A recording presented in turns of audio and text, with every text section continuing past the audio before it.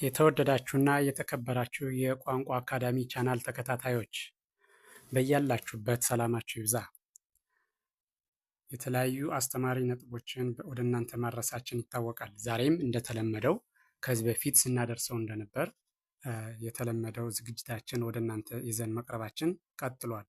ዛሬ ደግሞ ወደ እናንተ ልናደርስ ያዘጋጀነው ዝግጅት የእንግሊዘኛ ቋንቋን ሊያዳብር የሚችል ቃላትን ወደ እናንተ በቪዲዮ መልክ በማዘጋጀት ለማድረስ በዝግጅት ላይ ይገኛል። ስለዚህ የዛሬው ደግሞ እንግሊዘኛን ለማንበብና ለመጻፍ እንዲሁም ትርጉሙን ለማወቅ ያግዛችኋል ያሉትን ነጥብ ወደ እናንተ ለማድረስ እንዲሁ እንደሚከተለው ተዘጋጅቷል። ስለዚህ በጥሞና ብትከታተሉት ለማንበብ፣ ለመጻፍ እንዲሁም ትርጉሙን ለማወቅ ቋንቋውን ለመረዳት ያግዛችኋል።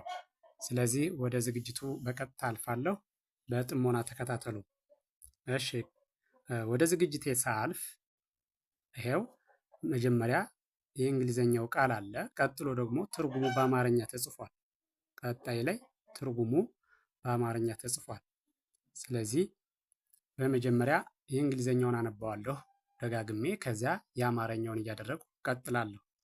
እሺ፣ የመጀመሪያው ላይ ስመጣ ሄር ሄር ሄር የአማርኛ ትርጉሙ ፀጉር ማለት ነው። ፀጉር። እሺ፣ ቀጥሎ ያለው ደግሞ ሄድ ሄድ ሄድ የአማርኛ ትርጉሙ ደግሞ ራስ ራስ። እሺ፣ ቀጥሎ ያለው ደግሞ ኢር ኢር ኢር የአማርኛ ትርጉሙ ጆሮ ጆሮ የሚል ይሆናል። ቀጥሎ ያለው ደግሞ ኖዝ ኖዝ ኖዝ የአማርኛ ትርጉሙ ደግሞ አፍንጫ አፍንጫ። እሺ፣ ቀጥሎ ያለው ማውዝ ማውዝ ማውዝ። ቀጥሎ ያለው የአማርኛ ትርጉሙ አፍ አፍ። ቀጥሎ ያለው ደግሞ እንደምታዩት ሊፕ ሊፕ ሊፕ የአማርኛ ትርጉሙ ከንፈር ከንፈር። እሺ፣ ቀጥሎ ያለው ቲዝ ቲዝ የአማርኛ ትርጉሙ ጥርስ የሚል ይሆናል ማለት ነው። እሺ፣ ቀጣይ ያለው ታንግ ታንግ ታንግ የአማርኛ ትርጉሙ ምላስ የአማርኛ ትርጉሙ ምላስ። እሺ፣ ቀጥሎ ያለው ኔክ ኔክ ኔክ የአማርኛ ትርጉሙ አንገት አንገት። እሺ፣ ቀጥሎ ያለው ደግሞ ቸስት ቸስት ቸስት የአማርኛ ትርጉሙ ደረት ደረት የሚል ይሆናል። እሺ፣ ቀጥሎ ያለው ደግሞ ቀጣይ የምታዩት እንደምትመለከቱት ይሄ ሃንድ ሃንድ ሃንድ የአማርኛ ትርጉሙ እጅ እጅ የሚል ይኖረዋል ማለት ነው። እሺ፣ ቀጥሎ ያለው ደግሞ አይ አይ አይ የአማርኛ ትርጉሙ አይን አይን የሚል ትርጉም አለው ማለት ነው።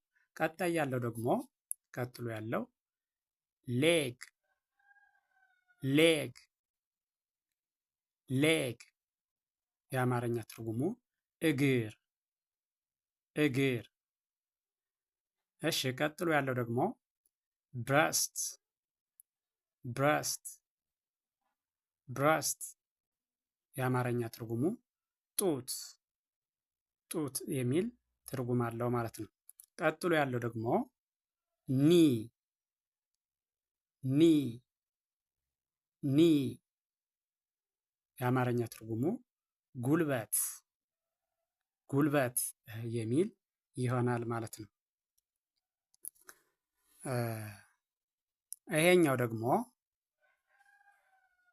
ፉት ፉት ፉት የእግር ጫማ የሚል የአማርኛ ትርጉም ይኖረዋል። ፉት ማለት የእግር ጫማ። እሺ ቀጥሎ ያለው ፊንገር ፊንገር ፊንገር የአማርኛ ትርጉሙ ደግሞ ጣት ጣት። እሺ ቀጥሎ ያለው አርም አርም የአማርኛ ትርጉሙ ክንድ ክንድ። እስካሁን ያየናቸው ፓርትስ ኦፍ ዘ ቦዲ ወይም ደግሞ የሰውነት የአካል ክፍሎች የሚባሉትን ነው።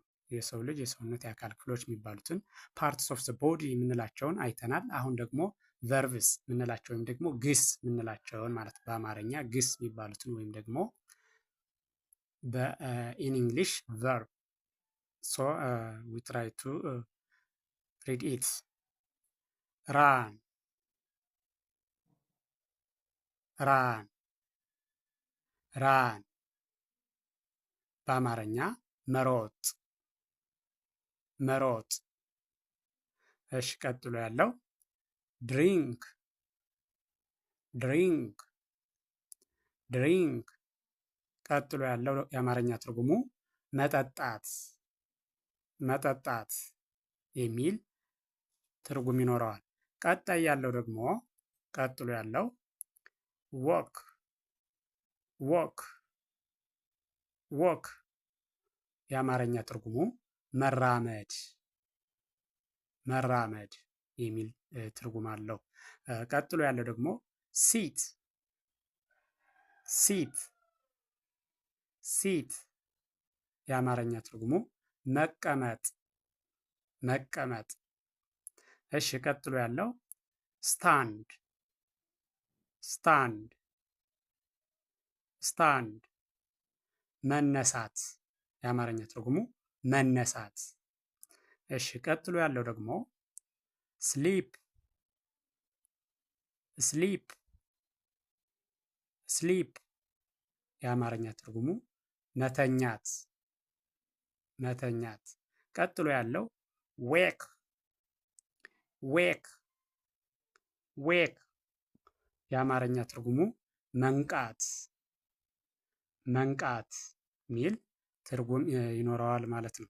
እነዚህን እያንዳንዱን ከርሰሩን እየተከተላችሁ ብታዳምጡት እንዴት ማንበብ እንደምትችሉና ትርጉሙ ምን እንደሆነ ፊት ለፊቱ የተጻፈውን በማየት ወይም ደግሞ ድምፁን በመስማት እንግሊዘኛን በቀላሉ ማወቅና መለማመድ ትችላላችሁ ማለት ነው። ስለዚህ እያንዳንዱን ቪዲዮውን እናንተ ከርሰሯን እየተከተላችሁ ድምፁን እያንዳንዱ ቃሉን ምን ተብሎ እንደሚጠራ ትርጉሙ ምን እንደሆነ በቀላሉ ለማወቅ ያግዛችኋል ያሉትን ወደ እናንተ ለማድረስ ተሞክሯል። ስለዚህ ቪዲዮውን አይታችሁ ስትጨርሱ በትክክል ካያችሁት በኋላ በደንብ ብታዩት ብትከታተሉት እናንተን በቀላሉ እንግሊዘኛ ቋንቋን ለማንበብ ለመጻፍ ያግዛችኋል።